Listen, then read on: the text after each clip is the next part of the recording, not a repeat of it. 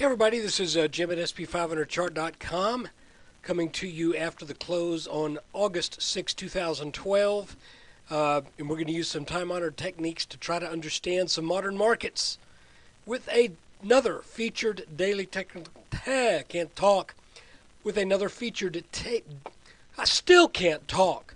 With another featured daily technical analysis video of the S&P 500 index. Wow, let's see if I can get through the hard part. Just need to remind you that the website and this video are for educational purposes only. Nothing stated at the site or in this video is intended to be used as investment advice. I can draw lines on charts, but you have to draw your own conclusions from your own research, and you need to make investment decisions that are suitable for your personal financial situation. I am not a licensed financial professional, just a guy that likes to draw lines on charts. Let's take a look. Okay, well, sort of comes as no surprise, frankly. Here we are. We're looking at the past, roughly, not quite 2 months, a month and 3/4.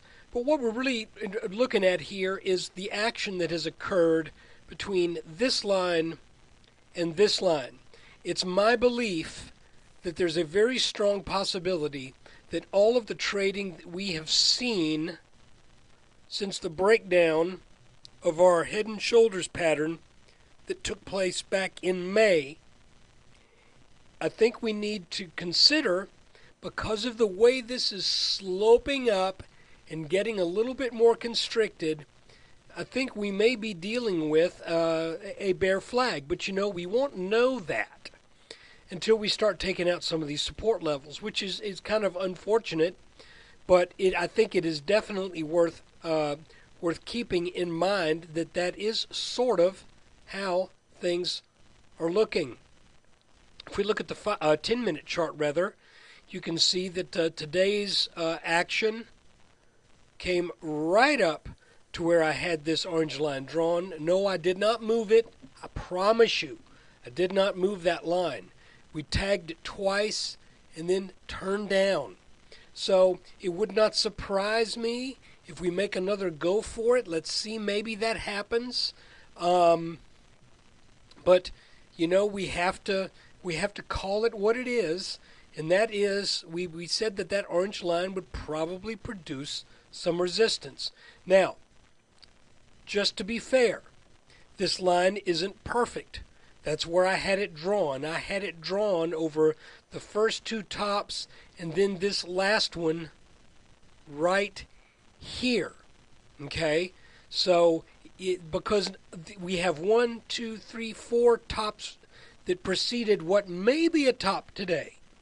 And these 4 tops don't line up just right, nor do our bottoms line up just right. So I have elected to draw this line in the manner that makes the most sense. So we get a touch here, here.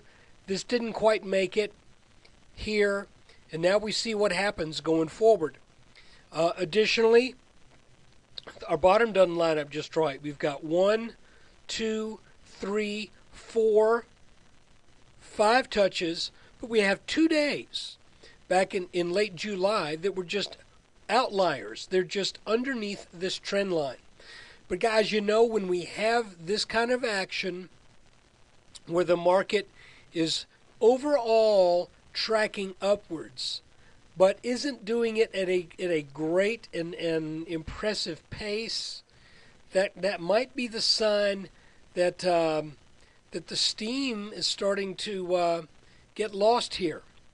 Additionally, I'm expecting resistance if and when, or maybe I should say it the other way, when or if we reach this purple line up here, that being our neckline from last spring's head and shoulders top. So guys, basically what we got here, we got this pattern where we have 1, 2, 3, 4, 5, 6, 7, 8 turns that occurred between these two lines. At some point, one of these guys has got to go, because the market isn't going to be content to stay between these lines for much longer, I don't think. Either we blow out of the top of this thing for some reason that I frankly can't quite fathom, or we start taking out areas of support. If this orange line goes, I think we have something of a little bit of a backup here with this gray line. And let me change the color of that so that it makes a little bit more sense. We're going to make that a light orange. So really, what happened today, pretty much in line with what I thought going forward, that it wouldn't surprise. Remember, if you go back to the weekend video, it wouldn't surprise me if we start the week off with a little strength to finish getting up to this area of resistance. Now let's see if this selling that started near the end of the day, let's see if that selling continues, if that has follow through tomorrow. You can see also, it's kind of interesting that where we had this first little bump in that gap up, where we first met some resistance and then found support, came back down near the end of the day, back down near the end of the day. I think we may be able to use this line as an indicator that that maybe the market is ready to head back down. That may be a little premature, but you know, at this point we don't really have, I hate to say it, don't have an awful lot to go on. All we have is that gap up, and now we've gone up for 2 days, but today looked a little weaker near the end of the day. And since we have already hit this area where we're expecting resistance, I don't know how much more you can expect out of this large of a gap up before there is a move that comes down to test some important support levels. So guys, I'm going to keep it short and sweet because I still got a head cold. Appreciate you taking time to watch this video. I really don't think there's much more I can add at this point other than